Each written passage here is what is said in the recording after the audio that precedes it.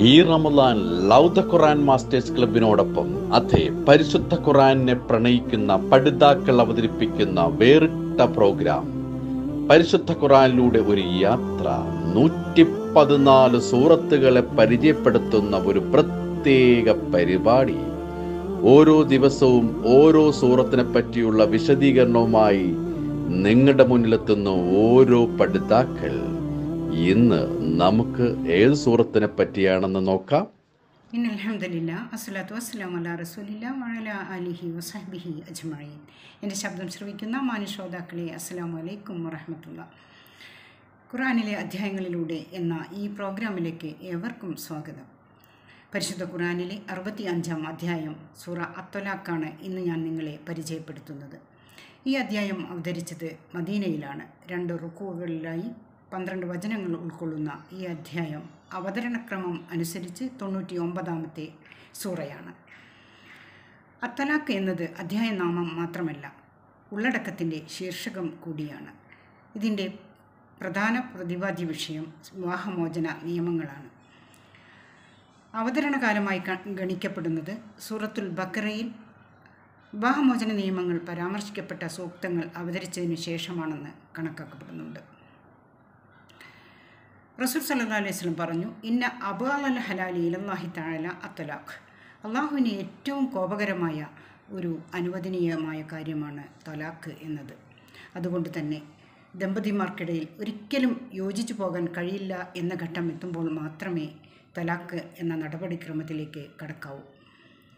അല്ലാഹു സുബ്ഹാനഹു വ തആല ഈ സൂറത്തിൽ ആദ്യമായി നബി സല്ലല്ലാഹു അലൈഹി വസല്ലമയെ അഭിസംബോധന ചെയ്തുകൊണ്ട് പറയുന്നു, സത്യവിശ്വാസികൾ തങ്ങളുടെ ഭാര്യമാരെ തലാഖ് ചെയ്യുമ്പോൾ അവരുടെ ഇദ്ദാകാലം കണക്കാക്കി ഇദ്ദാകാലത്തേക്ക് വേണ്ടി തലാഖ് ചെയ്യേണ്ടതാണ് എന്ന്. അതായത് ആർത്തവകാലത്തോ ഗർഭ അവസ്ഥയിലോ സ്ത്രീകളെ വിവാഹമോചനം നടത്താൻ പാടുള്ളതല്ല. ഇദ്ദാകാലം കഴിയുന്നതുവരെയും അവർ ഭർത്താവിൻ്റെ വീട്ടിലാണ് താമസിക്കേണ്ടത്. അവർക്ക് ആ സമയത്ത് പാർപ്പിട സൗകര്യവും ചിലവും മറ്റ് സൗകര്യങ്ങളെല്ലാം കൊടുക്കണമെന്നും യാതൊരു തരത്തിലും അവരെ ബുദ്ധിമുട്ടിക്കരുതെന്നും അള്ളാഹു കൽപ്പിക്കുന്നു. ഇനി അവരുടെ ഇദ്ദാകാലം അവധിയെത്തിയാൽ ഒന്നുകിൽ ന്യായമായ വിധത്തിൽ അവരെ കൂടെ പാർപ്പിക്കുകയോ അല്ലെങ്കിൽ നല്ല രൂപത്തിൽ അവരുമായി വേർപിരിയുകയോ ചെയ്യാമെന്ന് അള്ളാഹു അനുവദിക്കുന്നു. ഇത് 2 സാക്ഷികൾ മുഖേനയായിരിക്കണമെന്നും ഇതെല്ലാം അള്ളാഹുവിൻ്റെ വിധിവിലക്കുകളാണെന്നും അള്ളാഹുവിനെ സൂക്ഷിക്കുന്നവർക്ക് അള്ളാഹു ഒരു പോംവഴി ഉണ്ടാക്കി കൊടുക്കുമെന്നും അവർ വിചാരിക്കാത്ത മാർഗത്തിലൂടെ ഉപജീവനം നൽകുമെന്നും അള്ളാഹു സമാധാനിപ്പിക്കുന്നു. ഇനി വിവാഹമുക്തകളുടെ ഇദ്ദാകാലം എത്രയാണെന്നാണ് അള്ളാഹു പറയുന്നത് അടുത്ത ആയത്തിൽ. വിവാഹമുക്തകൾ പലതരക്കാരാണ്. ആർത്തവം നിലച്ചുപോയവരും ഋതുമതികൾ ആകാത്തവരുമായ സ്ത്രീകൾക്ക് 3 മാസക്കാലമാണ് ഇദ്ദാകാലം. എന്നാൽ സാധാരണഗതിയിൽ വിവാഹമുക്തകൾക്ക് 3 ശുദ്ധികാലമാണ് ഇദ്ദാകാലം. ഗർഭിണികളുടേത് പ്രസവം വരെയുമാണ്. പ്രസവാനന്തരം കുഞ്ഞിന് മുലയൂട്ടുന്നതിനായി അവൾക്ക് പ്രതിഫലം നൽകേണ്ടതുണ്ട്. ഈ ഇദ്ദാകാലം തൻ്റെ കഴിവിനനുസരിച്ച് ന്യായമായ വിധത്തിൽ പാർപ്പിട സൗകര്യവും ഭക്ഷണവും മറ്റെല്ലാ സൗകര്യങ്ങളും നൽകി അവളെ ഒരിക്കലും പീഡിപ്പിക്കാതെ വളരെ മാന്യമായ നിലയിൽ അവളെ താമസിപ്പിക്കണം എന്നാണ് അള്ളാഹു കൽപ്പിച്ചിട്ടുള്ളത്. ഇതിലടങ്ങിയ യുക്തി എന്തായിരിക്കും? ഒരുപക്ഷെ വിവാഹമോചനത്തിന് ശേഷം അതിനെക്കുറിച്ച് ഖേദിച്ച് പഴയ ബന്ധത്തിലേക്ക് മടങ്ങാൻ ഒരവസരം ആഗ്രഹിക്കുകയാണെങ്കിൽ അതിനുള്ള ഒരു സമയം നൽകുകയാണ് ഇദ്ദാകാലത്തിലൂടെ അള്ളാഹു ചെയ്യുന്നത്. അതുപോലെ ഗർഭിണിയാണോ അല്ലേ എന്ന് തിരിച്ചറിയാനും ഈ ഇദ്ദാകാലം ഉപകരിക്കും. ഇങ്ങനെ 7 വചനങ്ങളിലായിട്ടാണ് അള്ളാഹു വിവാഹമോചന നിയമങ്ങൾ അത്വലാഖ് എന്ന ഈ സൂറത്തിൽ ഉൾപ്പെടുത്തിയിട്ടുള്ളത്. അതിനുശേഷം പറയുന്നത് അള്ളാഹുവിൻ്റെ കൽപ്പനകൾ ധിക്കരിച്ച, പ്രവാചകന്മാരുടെ കൽപ്പനകൾ അനുസരിക്കാത്ത ജനതകൾക്ക് നേരിട്ട കടുത്ത ശിക്ഷയെക്കുറിച്ചും അവർക്ക് ഇഹലോകത്തിൽ ശിക്ഷ ലഭിക്കുന്നത് പോലെ തന്നെ പരലോകത്തിലും ശിക്ഷ ഉണ്ടാകുമെന്നുമാണ്. എന്നാൽ അള്ളാഹുവിൻ്റെ വിധിവിലക്കുകൾ സൂക്ഷിക്കണമെന്ന് 5 ഇടങ്ങളിൽ അള്ളാഹു പറയുന്നു.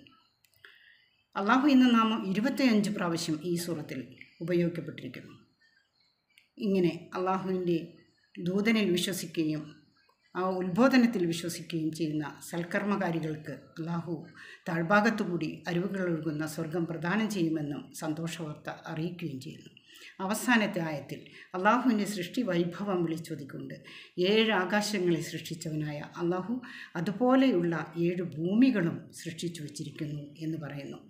അള്ളാഹു സർവശക്തനും സർവജ്ഞാനിയുമാണെന്ന് വിശ്വാസികളെ ബോധ്യപ്പെടുത്തിക്കൊണ്ട് ഈ അധ്യായം അവസാനിപ്പിക്കുന്നു.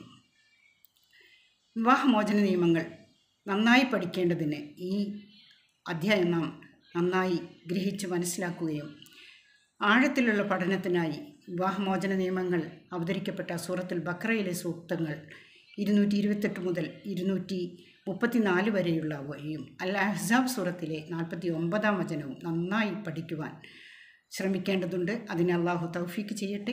അള്ളാഹുവിനെ സൂക്ഷിച്ച് ജീവിക്കുന്ന വിനയാന്വിതരായ അള്ളാഹുവിൻ്റെ കൽപ്പനകൾ ശിരസ വഹിക്കുന്ന ഭയഭക്തിയുള്ളവരുടെ കൂട്ടത്തിൽ അള്ളാഹു നമ്മെ ചേർത്ത് അനുഗ്രഹിക്കുമാറാകട്ടെ. വാഹിർ ദഅ്വാന അൽഹംദുലില്ലാഹി റബ്ബിൽ ആലമീൻ. അസ്സലാമു അലൈക്കും വറഹ്മത്തുള്ളാഹി.